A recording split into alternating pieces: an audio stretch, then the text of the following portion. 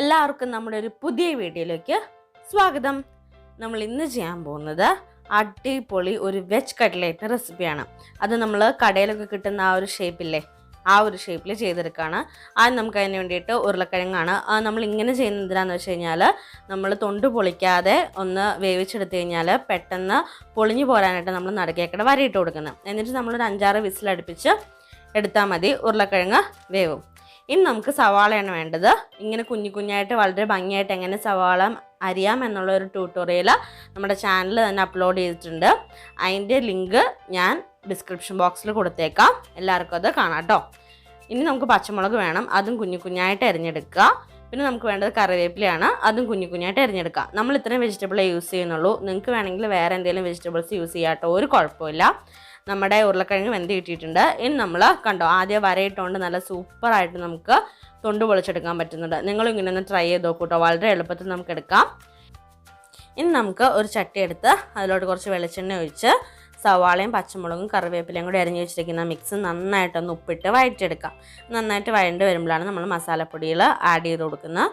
നമ്മളൊരു 1/2 table spoon മഞ്ഞൾപ്പൊടി, 1.5 table spoon മുളക് പൊടി, പിന്നെ ഒരു 1/2 ടേബിൾ സ്പൂൺ മല്ലിപ്പൊടി. നമ്മൾ മല്ലിപ്പൊടി കുറച്ച് യൂസ് ചെയ്താൽ മതി, അല്ലെങ്കിൽ ഒരു കുത്തുന്ന ഒരു ടേസ്റ്റ് വരും. അതുകൊണ്ട് മല്ലിപ്പൊടി കുറച്ച് യൂസ് ചെയ്യാം.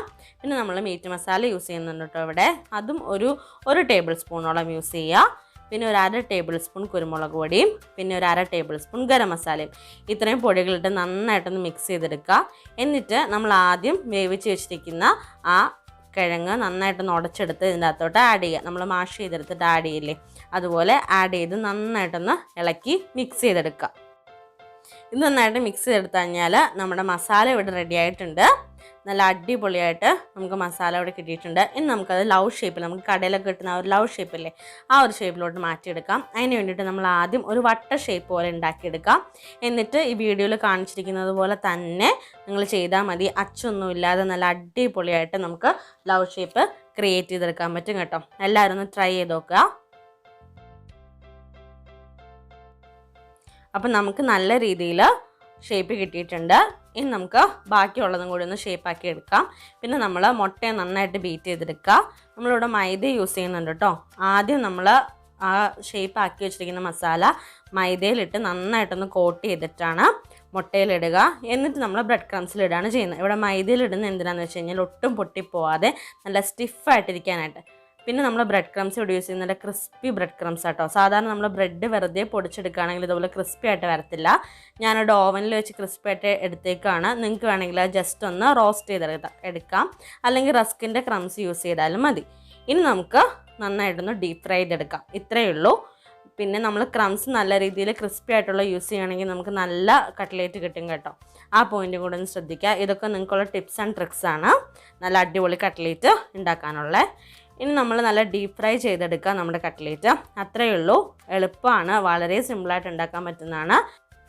ഇനി നമുക്ക് ഇതൊന്ന് മറിച്ചിട്ട് നന്നായിട്ടൊന്ന് ബ്രൗൺ കളർ ആവുന്നതോടെ തന്നെ ഫ്രൈ ചെയ്തെടുത്താൽ നമ്മുടെ കട്ട്ലേറ്റ് ഇവിടെ റെഡി ആയിട്ടുണ്ട്. നമ്മുടെ ടിപ്സ് ആൻഡ് ട്രിക്സ് ഒന്നുകൂടെ പറഞ്ഞുതരാം കേട്ടോ.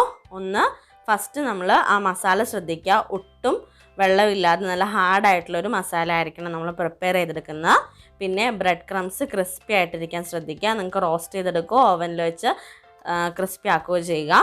പിന്നെ മൈദയിൽ കോട്ട് ചെയ്യാം. ഇത്രയേ ഉള്ളൂ. അപ്പോൾ നമ്മൾ അടിപൊളി വെജ് കട്ട്ലേറ്റ് റെഡി ആയിട്ടുണ്ട്. ഈ ചാനൽ ആദ്യമായിട്ട് കാണുന്ന ആരെങ്കിലും ഉണ്ടെങ്കിൽ ചാനലൊന്ന് സബ്സ്ക്രൈബ് ചെയ്ത് ബെല്ലൈക്കൺ പ്രസ് ചെയ്യുക. പിന്നെ ഈ വീഡിയോ ഇഷ്ടമായാൽ ലൈക്ക്, ഷെയർ ആൻഡ് കമൻറ്റ്. അപ്പോൾ അടുത്ത വീഡിയോ വരുന്നത് വരെ എല്ലാവർക്കും ബൈ. Thank you.